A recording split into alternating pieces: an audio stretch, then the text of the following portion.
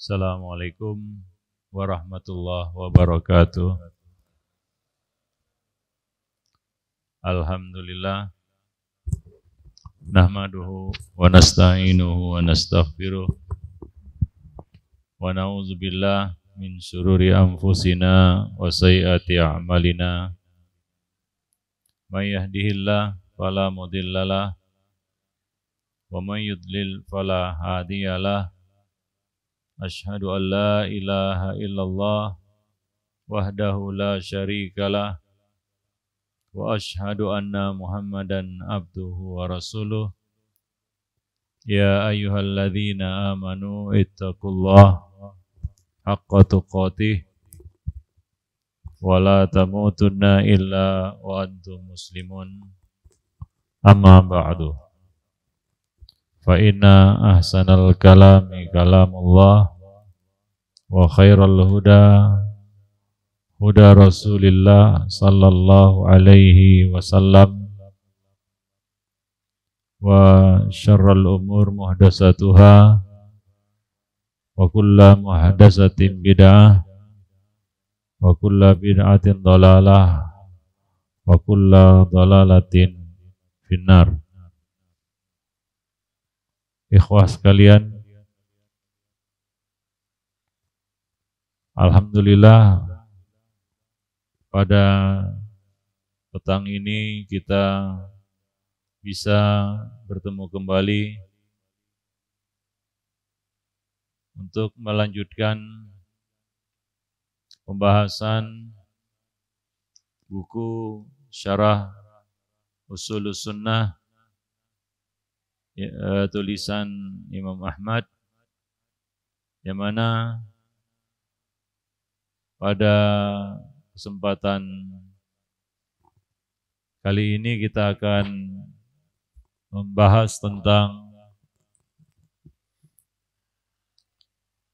manazil as-sahabah,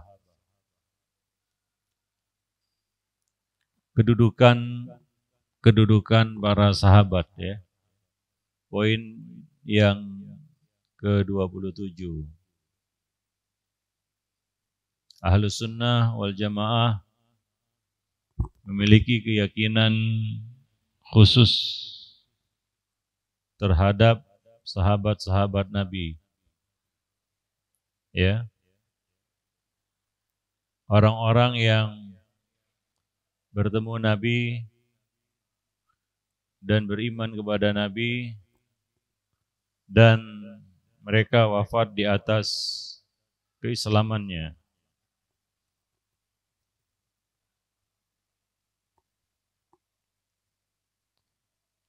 Yaitu poin yang ke-27. Dan menurut keyakinan Ahlus Sunnah wal Jamaah juga, oke, itu aja, susah.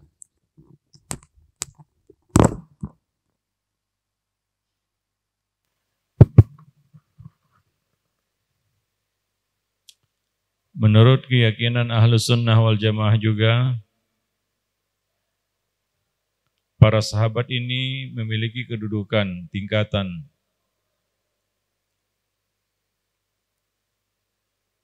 Di poin yang ke-27 ini, Imam Ahmad menjelaskan keyakinan Ahlus Sunnah berkenaan dengan kedudukan para sahabat tersebut, tingkatan para sahabat. Ya, walaupun mereka semua adalah sahabat-sahabat Nabi, tapi ada tingkatannya. Anzilin nasa manazilahum, tempatkan manusia sesuai dengan kedudukannya. Sehingga kita bisa memberikan penghormatan yang tepat dan benar, ya, terhadap mereka. Walaupun mereka semua ini adalah sahabat-sahabat Nabi, ya. Wa khairu hadhil ummah ba'da nabiyyiha, dan sebaik-baik umat setelah nabinya, yaitu sebaik-baik orang, maksudnya adalah sebaik-baik sahabat setelah Nabi adalah Abu Bakar As-Siddiq. Ini disepakati, ya. Tidak ada yang menyelisih ini kecuali ahli bid'ah. Seperti Syiah Rafidhah atau kelompok-kelompok sesat lainnya. Ya. Yang lebih sesat lagi adalah ya mending Syiah ya. Ya katanya setelah Nabi ya Ali kan begitu ya. Ada lagi kelompok bid'ah yang mengatakan sebaik-baik manusia setelah Nabi itu adalah imamnya, pemimpinnya. Itu lebih sesat lagi ya.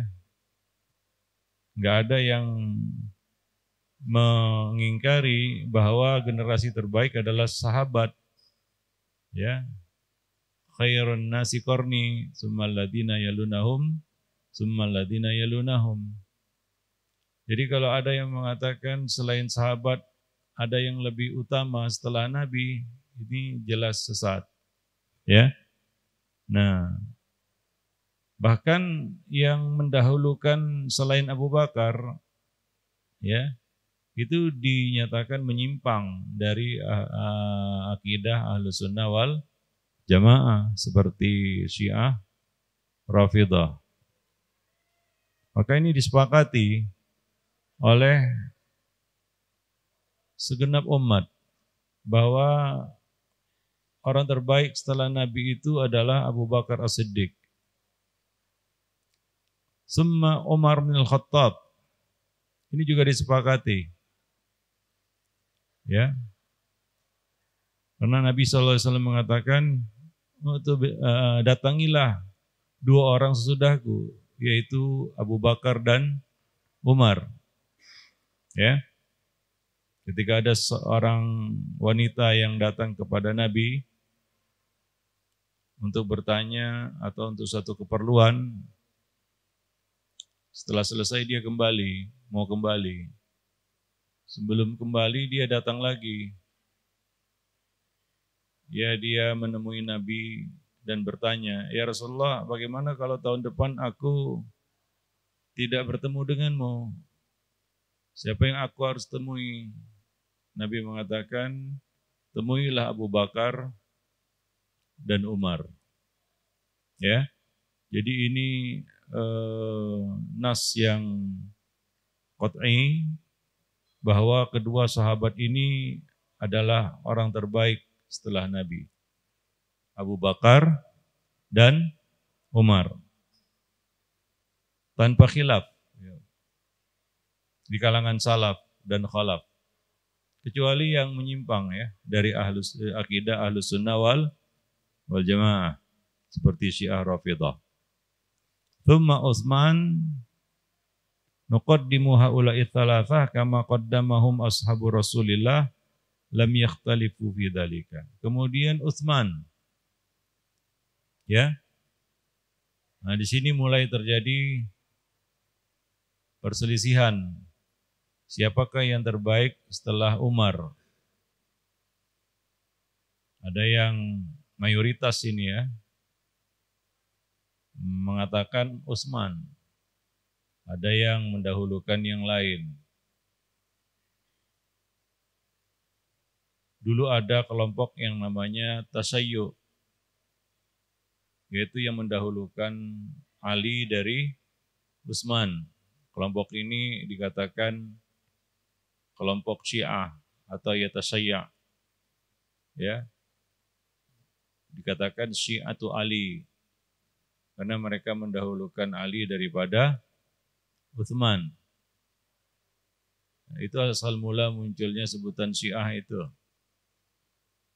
Tapi kemudian sebutan itu ditujukan kepada orang-orang yang melaknat Abu Bakar dan Umar. Menolak imamah Abu Bakar dan Umar. Maka muncul sebutan Rafidhah. Lalu kedua istilah ini tercampur baur, seolah-olah sama. Padahal ini tingkatan yang berbeda antara Syiah dan Rafidah. Memang lanjutan akibat konsekuensi dari kelompok yang yatasayya ini adalah munculnya paham Rafidah. Ya, hingga dikatakan Syiah Rafidah. Rafidah itu pengembangan ya dari keyakinan ataupun sikap sebagian orang yang mendahulukan Ali daripada Utsman. Maka kalau orang-orang seperti itu sekarang disebut Syiah, itu terlalu lembut istilah itu untuk mereka. Ya. Yang dikenalkan sekarang sebutannya Syiah kan begitu ya. Padahal kalau ditelusuri akidahnya itu bukan Syiah lagi. Itu sudah Rafidah. Ya, sudah Rafidah. Bahkan sebagiannya bukan ini ada passwordnya. Passwordnya atau gimana nih? Saya nggak ngerti. Oh ya.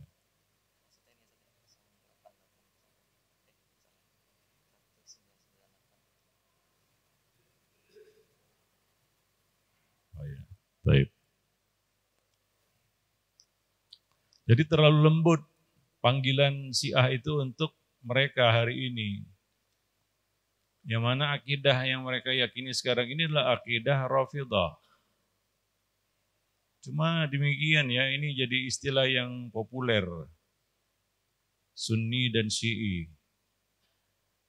Padahal istilah ini kalau digunakan dahulu, ya itu kurang tepat. Ya, tidak semua orang-orang yang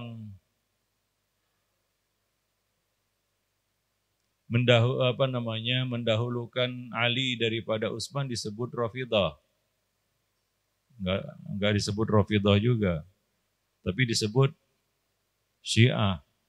Ya maka dulu kalau ada perawi-perawi yang dikatakan Syiah lalu diterima riwayatnya, ya seperti Al-Imam Al-Bukhari, perlu ditelusuri dulu Syiahnya modelnya bagaimana. Perawi yang dipakai oleh para imam ahlul hadis, hadis-hadis mereka, ya ternyata kebanyakannya itu bukan Rafidah, tapi Syiah karena mendahulukan Ali daripada Utsman, ya. Sehingga ada satu masa itu orang-orang diuji imannya dengan ditanyakan Ali atau Utsman, Utsman atau Ali. Ini pernah dialami oleh Abdullah bin Abbas, ada riwayatnya ya. Ditanya, antum, kamu min syiati Utsman atau Ali? Beliau menjawab tidak Syiah Utsman, tidak juga Syiah Ali. Ya. Nah, ini terjadi dulu. Ya. Nah, sebagian orang yang menjawab Ali kemudian Utsman, ya. Mereka dicap sebagai apa? Syiah. Gitu dia ujiannya dulu. Ya, Utsman atau Ali. Kalau dia mengatakan Ali summa Utsman, maka dia dikatakan Syiah. Para jemaah yang dimuliakan Allah. Atau yatasayya. Ya, yatasayya. Walaupun orang-orang yang mendahulukan Ali daripada Utsman, bukan serta-merta mereka menolak kekhalifahan ataupun status khalifah Utsman, tidak. Mereka juga tidak khuruj ala Utsman. Hanya saja dalam meyakini urutan mereka mengatakan Ali tsumma Utsman. Jadi ya walaupun demikian ya mereka tidak menolak ke pemimpinan siapa? Utsman. Ya. Mereka tetap mengakuinya, menghormati Utsman juga, ya, tidak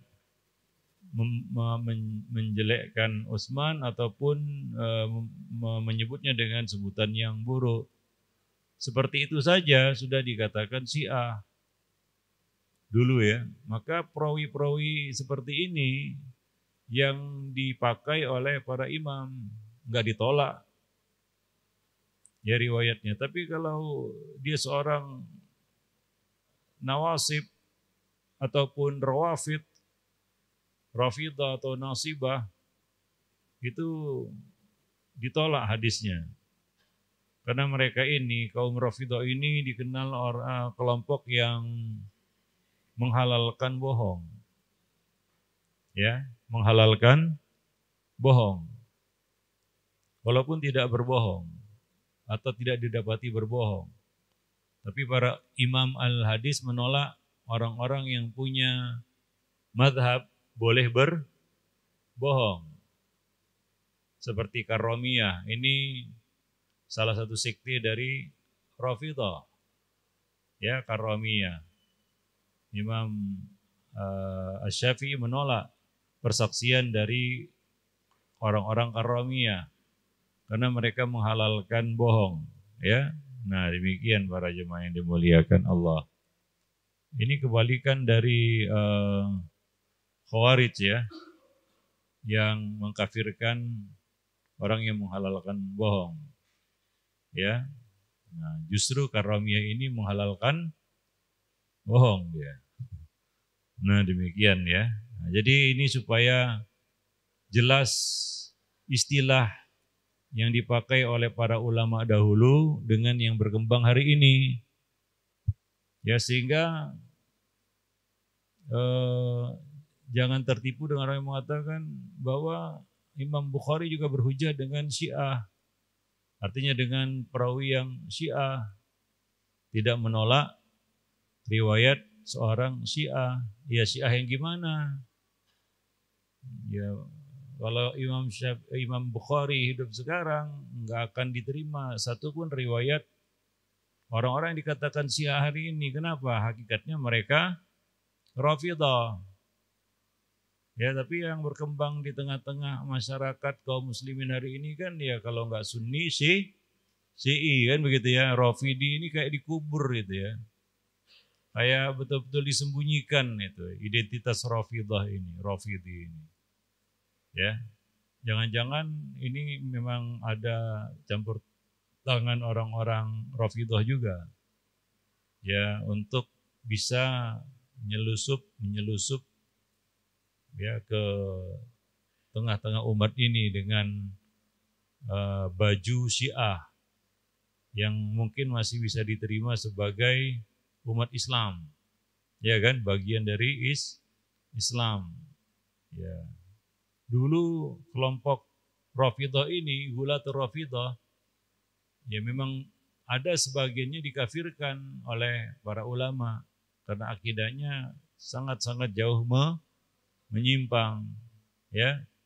Nah, misalnya yang menuhankan Ali, ya, menuhankan imam-imam ahli bait, ya. Dulu ini dikatakan Gulatul Rafidah dan dikeluarkan dari Islam, bahwa ini bukan dari kelompok Islam seperti Batiniyah dan sejenisnya, ya. Nah, itu satu sekte dari kelompok Rafidah ini. Ya, yang jelas Rafidah itu bukan ahlu sunnah, para jemaah yang dimuliakan. Tapi Syiah, ya, maka jangan terkejut kalau sebagian ulama ada yang mengahlus sunnahkan sebagian orang yang dikatakan memiliki kita katakan akidah tasayyuh Syiah dulu ya, karena mungkin perbedaannya dengan ahlus sunnah mungkin hanya dalam poin ini aja, yaitu mereka mendahulukan Ali kemudian baru Utsman, para jemaah yang dimuliakan Allah. Taib. Sekarang antum nggak dengar sebutan Rafidah ya, iya kan? Nah, lebih dominan apa sebutannya? Syiah. Wallahu a'lam bishawab. Taib. Ya, jadi nuqaddimu haula'i tsalatsah, kita mendahulukan mereka bertiga sebagaimana qaddamahum ashabu Rasulillah, yang dilakukan oleh sahabat-sahabat Rasulullah, lam yakhtalifu fi dzalika. Mereka tidak berselisih dalam hal ini, ya. Tsumma ba'da haula'i tsalatsah ashabus syura al-khamsah. Kemudian setelah mereka bertiga, Abu Bakar, Umar dan Utsman, ya, menyusul ashabus syura al-khamsah, 5 orang sahabat Nabi yang menjadi ahlu syura. Ya, ketika Utsman terluka oleh pengkhianatan para pemberontak, ya, beliau dikepung di rumah, ya, dan akhirnya ya orang-orang Khawarij, ya, menyerbu masuk ke rumah beliau dan melukai beliau. Maka Utsman menyebut 5 nama, ya, untuk dipilih salah satu dari mereka sebagai penerus yang melanjutkan, ya, kekhalifahan. Siapa itu? Ali bin Abi Thalib, Thalhah, Az-Zubair, Abdurrahman bin Auf, dan Sa'ad. Ya, itu 5 orang sahabat yang ditunjuk oleh Sa'ad bin Abi Waqqas, ya, yang ditunjuk oleh Utsman menjadi ahlu syura 5 orang ini. Ya, pilih salah satu dari 5 orang ini, yang pada akhirnya mereka semua sepakat untuk menunjuk Ali bin Abi Thalib. Para jemaah yang dimuliakan Allah, ya. Nah, kulluhum yasluhu lil khilafah. Mereka semua layak untuk menjadi khalifah. Wa kulluhum imam. Mereka semua yang 5 ini adalah imam. Ali bin Abi Thalib, Thalhah bin Ubaidillah, Az-Zubair bin Awam, Abdurrahman bin Auf, dan Sa'ad bin Abi Waqqas. Ya, Sa'ad bin Abi Waqqas. Mereka semua adalah sahabat-sahabat muhajirin, ya, minal awail, ya, min as-sabiquna al-awwalun, ya. Nah, yang sudah dikenal sirah dan sejarah mereka bersama Nabi sallallahu alaihi wasallam, ya. Wa nadhhabu fi dzalika ila hadis Ibnu Umar. Dalam hal ini kita berpegang dengan hadis Ibnu Umar, kata beliau, ya, yaitu perkataannya, kunna na'uddu wa Rasulullah hayyun. Dulu kami menghitung atau menyebutkan saat Rasulullah SAW masih hidup, wa ashabuhu mutawafirun, dan sahabat-sahabat juga Nabi masih hidup, dan sahabat-sahabat juga masih banyak bertebaran, yaitu masih hidup juga. Abu Bakar, thumma Umar, thumma Utsman, thumma naskut. Ya, itu yang disepakati, ya. Abu Bakar, kemudian Umar, kemudian Utsman, kemudian kami diam. Yaitu tidak melanjutkan siapa nama berikutnya, ya. Nah, tapi ada 5 nama yang disebut Utsman ketika ia terluka, yaitu Ali, Thalhah, Zubair, Abdurrahman, dan Sa'ad bin Abi Waqqas. Para jemaah yang dimuliakan Allah. Nah, ini tidak mengherankan, ya, karena statusnya juga dari sisi usia juga, ya. Nah, Abu Bakar, Umar dan Utsman, mereka adalah orang-orang yang usianya hampir sebaya. Ya, hampir sebaya. Ya. Nah, terlebih Abu Bakar yang paling senior, yang paling tua dari mereka.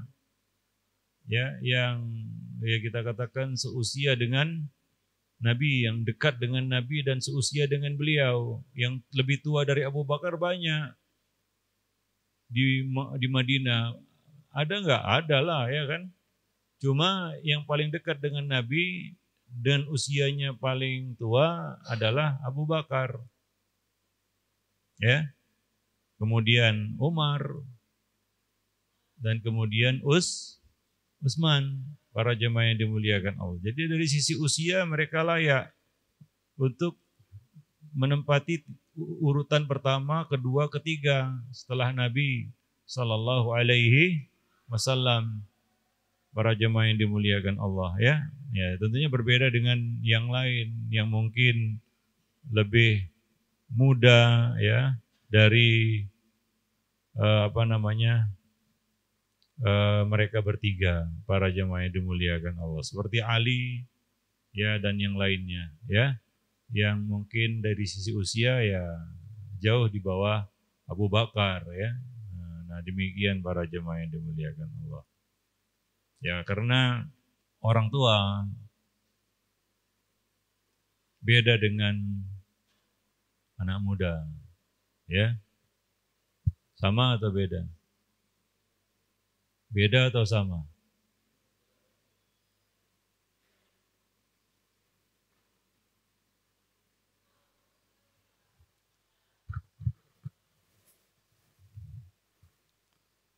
Antum terakhir kita bahas apa? Lupa saya. Kayaknya ada PR kayaknya. Iya. Ingat saya. Ingat saya baru.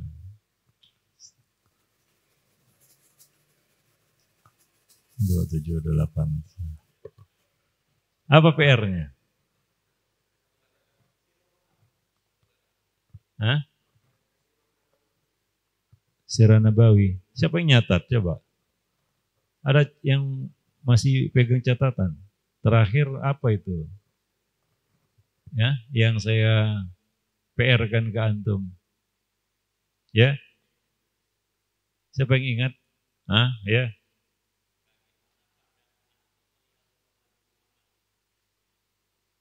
Oh gitu.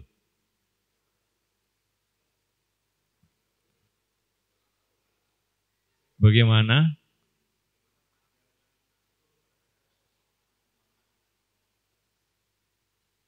Oh iya. Gitu ya. Udah ketemu jawabannya. Hah? Buka ini. Oh nggak buka ini. Oh nggak buka ini. Oh suruh tutup. Ya udah. Ya udah. Ya udah. Ya udah. Jadi demikian ya. Yang orang tua nggak bisa disamakan dengan yang muda, ya. Nah, jadi dari sisi usia Abu Bakar, Umar, Utsman ini orang tua, Pak. Ya, orang tua. Mereka punya karakteristik orang tua. Ya, beda dengan sahabat-sahabat yang lainnya mungkin dibandingkan mereka dikategorikan muda. Walaupun Ali juga tidak dikatakan anak muda ya, cuma dibandingkan Abu Bakar, Umar dan Utsman, iya. Nah, kita bicara tua dan muda di sini. Antum, saya kasih dua pilihan. Hah? Antum pilih mana? Sok muda atau sok tua?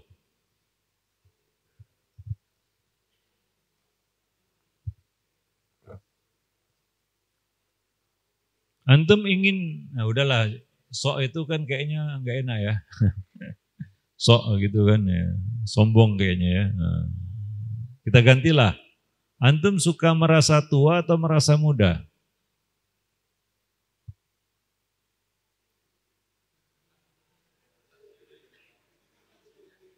Jadi hanya ada dua pilihan. Hanya ada dua pilihan, jangan pilih yang lain. Ya, antum pilih merasa muda atau merasa tua. Jangan asbun. Maksudnya jangan asal jawab. Ya, pikirkan jawabannya, baru ucapkan. Antum pilih merasa muda atau merasa tua?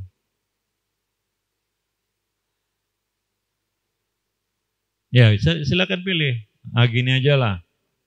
Yang memilih merasa muda, tunjuk tangan. Tunjuk tangan, tinggi-tinggi. Yang memilih merasa muda. Enggak apa-apa. Nah ya, udah turunkan tangannya. Yang pilih jawaban merasa tua, tunjuk tangan. Iya, iya, iya. Udah. Sedikit ya yang milih merasa tua. Sekarang saya tanya alasannya. Antum memilih jawaban merasa muda, alasannya apa? Sebagian mewakili mungkin. Alasannya, saya mau tahu alasannya. Alasan antum pilih jawaban merasa muda, kenapa? Apa alasannya? Hah? Apa? Mana yang jawab? Jangan. Nah, apa jawabannya? Semangat. Oh iya. Yang lain? Yang lain? Yang lain? Ada nggak? Nggak ada. Nggak kasih alasan. Seperti jawaban beli kucing dalam karung aja.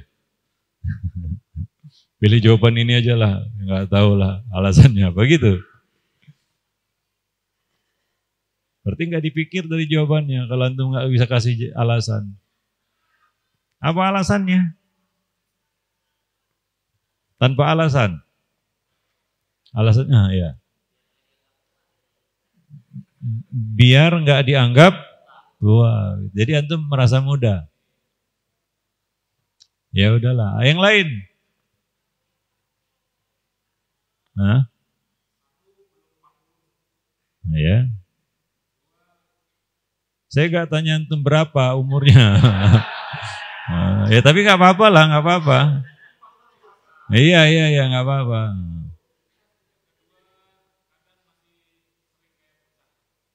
Oh gitu. Oh, yang pikun juga kayak bocah.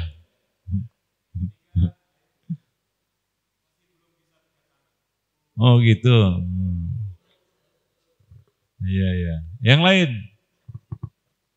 Ya. Alasannya apa?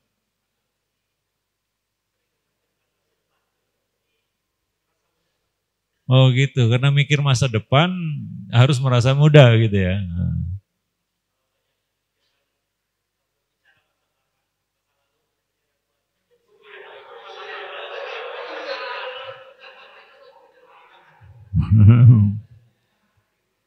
Ya udah. Nah itulah alasan mewakili ya, yang memilih jawaban merasa muda. Ya sekarang yang memilih jawaban merasa tua, sebutkan alasannya. Mewakili. Siapa tadi? Nah, lebih hati-hati.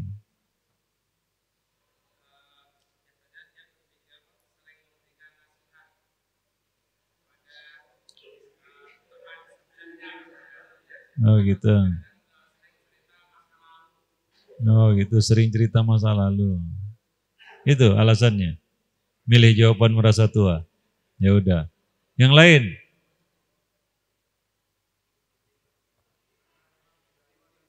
Karena berapa sih? Balapan. Oh ya. Belum 60 sih. Iya, ya udahlah.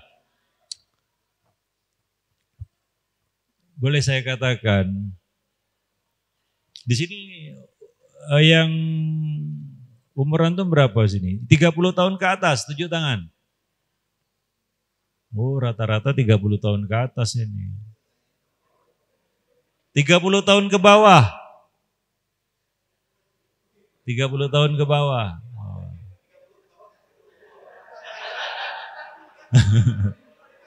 Iya. Jangan manipulasi umur ya. 40 tahun ke atas. Wah, segelintir. Ya udahlah. Lupa umur ya. Parah nih. Ya udah. Taib. Ya. Di hadapan saya ini antum ada yang sedang summit, ada yang sudah turun gunung. Yang belum 40 ini masih summit ini. Tahu summit? Oh, antum enggak pecinta alam berarti. Summit itu muncak. Dalam perjalanan muncak itu summit namanya. Masa enggak tahu gitu aja? Parah antum. Summit pun enggak tahu. Parah. Hah? Sudah gemuk. Ya udahlah. Iya. Kalau yang 40 tahun ke atas berarti turun gunung itu. Apa? Pendekar turun gunung. Iya. Udah mateng di atas ini. Iya. Islam menyuruh kita untuk kenal angka. Angka dari umur. Saya bukan nyuruh antum merayakan ulang tahun ya. Enggak. Tapi setiap orang harus tahu angka umurnya. Karena ketika bicara umur, Al-Quran dan hadis bicara angka. Saya uji antum satu-satu. Berapa Pak? Angka, ya angka, sebut angka. Hah? 7 tahun.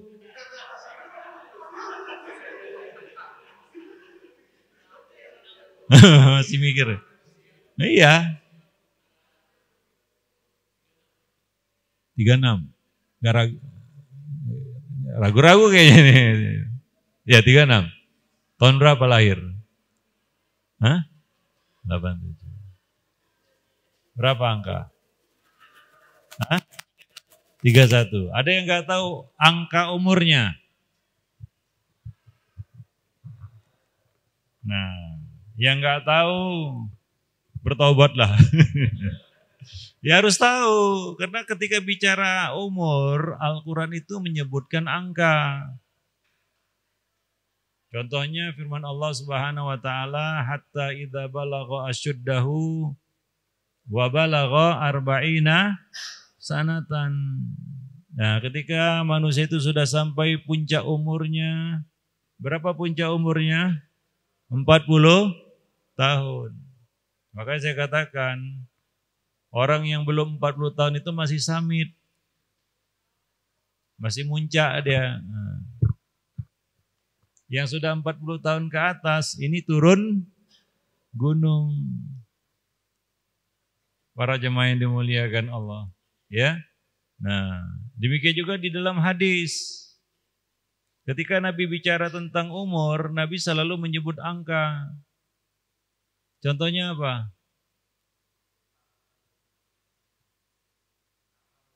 Iya, umur umatku berapa? Baina sitin wa sab'in, antara 60 dan 70. Demikian pula sabda Nabi SAW. Jadi orang tua juga harus tahu umur anak mereka. Muru auladakum bis salati fi sab'in wadribuhum fi ashrin wa farriqum bainal madaji. Kan begitu. Kita tahu umur angkanya 7, 10 kan begitu ya. Demikian pula Nabi mengatakan laqad a'tarallahu ila imri'in. Allah telah memberikan uzur kepada seseorang hatta balaghahu sittina sana, hingga Allah menyampaikannya, memanjangkannya sampai umur 60. Nabi menyebut angka di situ 60 tahun. Jadi kita harus tahu angka umur kita. Bukan artinya antum harus ulang tahun, kan begitu ya merayakan. Enggak, tapi ya ketahui angka umur itu supaya antum tahu di titik mana hidup antum. Paham? Iya. Ini rata-rata belum 60 ya. Allah masih kasih uzur itu. Ya, sampai nanti di umur 60 tahun. Kenapa? Karena 60 tahun ke atas ini adalah masa-masa yang kritis. Masa di mana Allah tidak lagi kasih uzur kepada seseorang. Ya. Anak muda buat salah mungkin masih bisa dimaklumi. Tapi kalau antum sudah jadi orang tua nanti, 60 tahun ke atas buat salah, ini nggak bisa dimaklumi. Ya, nah, jadi masa muda, yang jelas antum di sini udah nggak ada yang remaja lagi. Ada yang 20 tahun ke bawah sini. Ada nggak? 20 tahun ke bawah. Ada 20 tahun ke bawah. Berapa? 19. Hah? Oh iya. Rata-rata bukan remaja lagi ya. Nah, masa remaja antum sudah lewat. Masa muda itu akan kita tinggalkan. Apalagi bagi orang-orang seperti antum yang ada di hadapan saya. Sebentar lagi antum akan tinggalkan masa muda. Antum akan menginjak 40 tahun. Sebentar lagi ya. Saya katakan sebentar lagi. Adapun masa tua itu masih gaib. Tahu gaib? Tahu nggak gaib? Apa gaib itu? Apa gaib? Nggak jelas ya. Ya sesuatu yang belum diketahui. Apa antum tahu akan dapat umur 60? Tahu nggak? Dapat? Dapat nggak? 60? Mau nggak? Mau nggak dapat umur usia 60? Siapa yang nggak mau, tunjuk tangan? Hati-hati ya, ini majelis ilmu nih.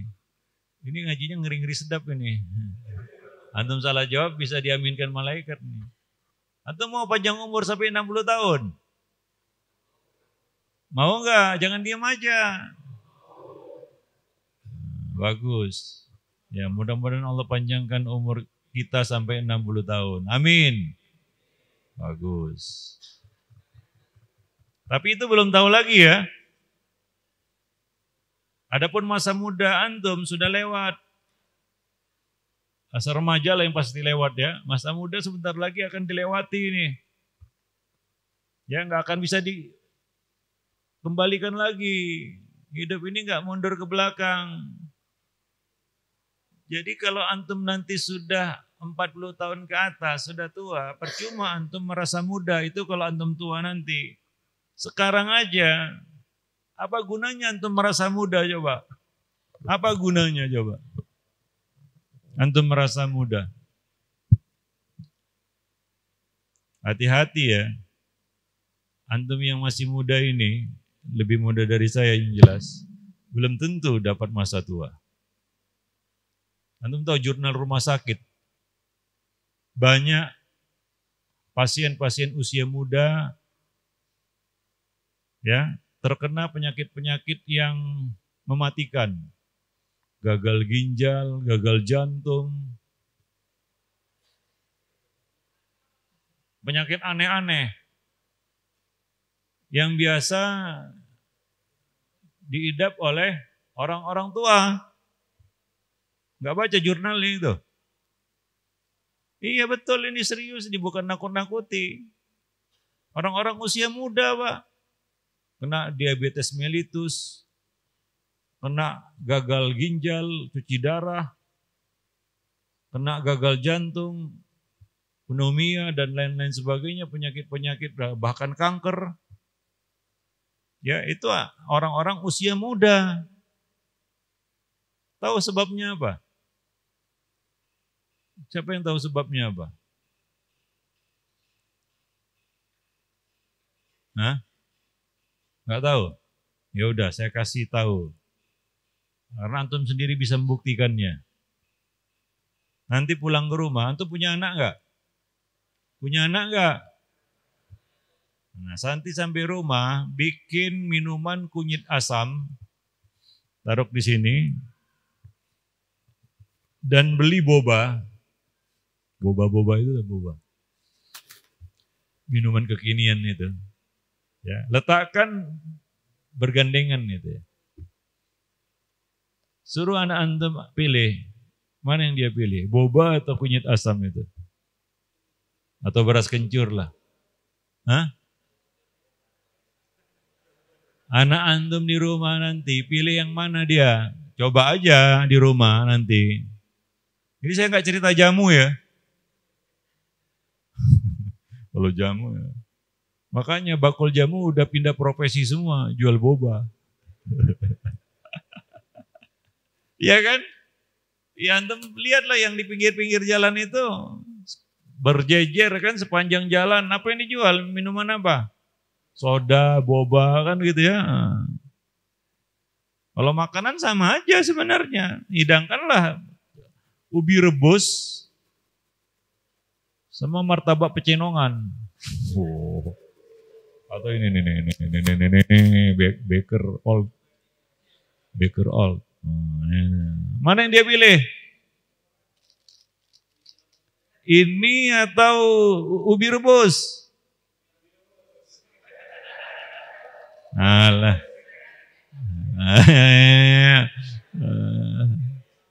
Singkong rebus. Itulah makanan anak-anak Gen Z. Apa enggak? Cepat tutup umur, Pak. Apa enggak penghuni rumah sakit jadinya? Sahabat rumah sakit lah. Kecil-kecil, muda-muda udah kena gagal ginjal. Gitu minumannya. Kalau nggak percaya buktikan aja di rumah nanti. Antum akan tahu makna kata-kata saya. Jadi antum yang muda ini jangan jumawa juga. Antum juga makannya jorok mungkin. Ya kan? Hati-hati. Para jemaah yang dimuliakan Allah. Ya. Nah jadi masa tua itu gaib, Pak. Artinya belum tentu kita dapati itu. Ya. Artinya apa? Sesuatu yang belum kita jalani, itu perlu apa coba?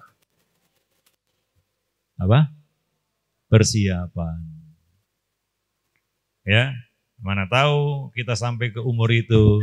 Yang jelas kita perlu persiapan. Karena kita mau kan tadi kan? Ada yang nggak mau? Dikasih umur panjang sampai 60, ada yang nggak mau? Ya kan, itu juga nggak boleh berdoa cepat mati juga kan begitu ya. Nah, tapi itu perlu persiapan. Maka merasa tua itu adalah pilihan. Kenapa? Karena antum harus mempersiapkan masa tua. Antum nggak mau tua. Jangan takut dengan tua. Antum tahu kan kenapa uban dalam Islam dilarang dicabut? Ya, dilarang ya, dilarang. Karena nggak semua orang dapat rezeki umur tua, Pak. Karena yang tua ada 60 tahun sekarang, mereka telah menjalani masa mudanya. Masa muda itu tinggal kenangan lah.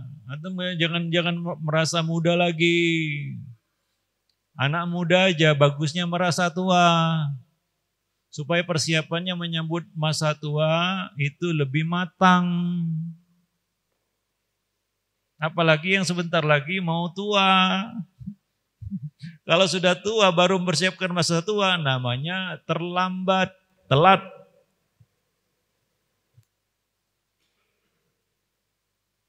Nah, antum yang muda-muda ini yang masih summit ini ya, antum mempersiapkan masa tua, persiapkan itu. Karena mohon maaf, banyak yang tua tapi tidak siap jadi orang tua. Banyak yang dikasih tua, dengarkan kata-kata saya ini, tapi nggak siap jadi orang tua. Antum mau seperti itu? Antum pernah ketemu nggak orang tua yang nggak siap jadi orang tua? Ada ya? Ada.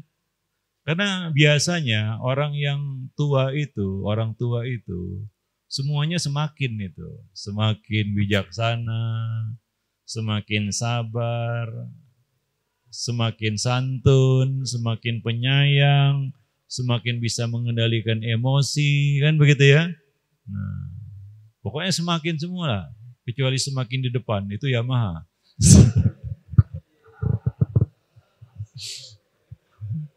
Semakin tawadu kan itu ya. Itu orang tua itu karakteristik orang tua itu. Tapi banyak kan orang tua yang antum dapati ini orang tua ini, nggak ada sifat-sifat itu. Nggak ada bijaksananya, nggak ada sabarnya, nggak ada santunnya, nggak ada penyayangnya, marah-marah melulu. Ada nggak? Pernah nggak ketemu orang tua seperti itu? Itu orang tua yang nggak siap jadi orang tua itu. Mungkin nggak dia persiapkan masa tuanya itu.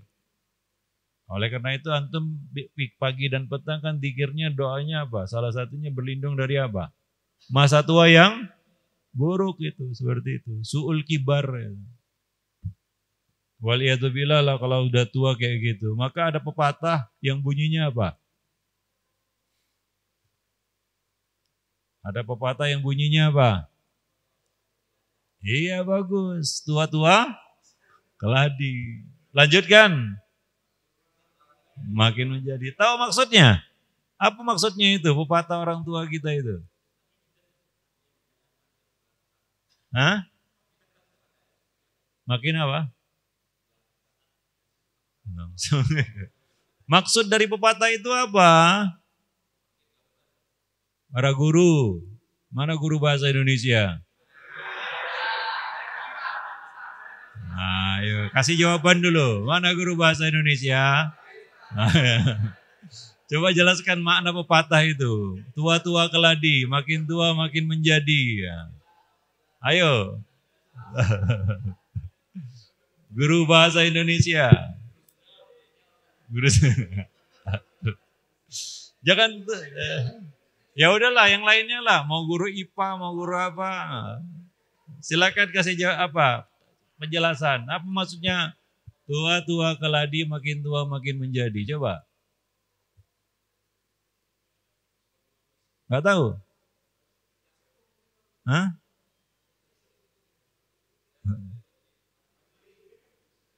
Nah, saya tunjuk aja lah. Udah. Pak.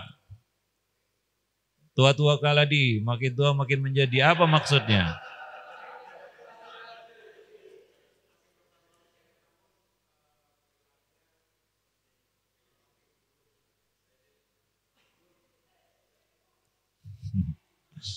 Yang lain. Yang lain. Nah ini dia baru ngaji itu diasah kemampuan berpikirnya itu. Itu harus jadi manusia yang cerdas. Mendekati jenius gitu. Ayo, ya udah yang pegang mic lah.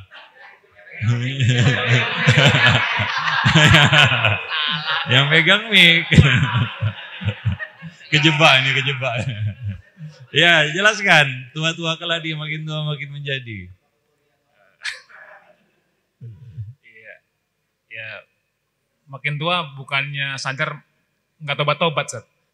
Nggak tahu tobat. Iya, nggak tobat-tobat. Jangan-jangan sudah terlalu sering bertobat.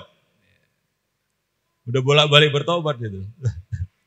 Tobat sambel. Tobat sambal. Ya. Ya udahlah.